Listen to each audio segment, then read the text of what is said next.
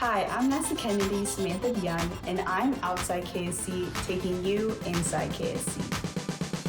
This week, teams at NASA's Kennedy Space Center in Florida stacked the Launch Vehicle Stage Adapter, or LVSA, on NASA's Space Launch System rocket. This piece of flight hardware was bolted to the forward skirt atop the rocket's core stage on the mobile launcher in the Vehicle Assembly Building. Scheduled next for stacking is the interim Cryogenic propulsion stage, or ICPS. The ICPS's RL-10 engine will fit inside the LVSA, which protects the engine during launch. The ICPS is the upper stage of the rocket and will provide the Orion spacecraft the boost needed for its journey around the Moon.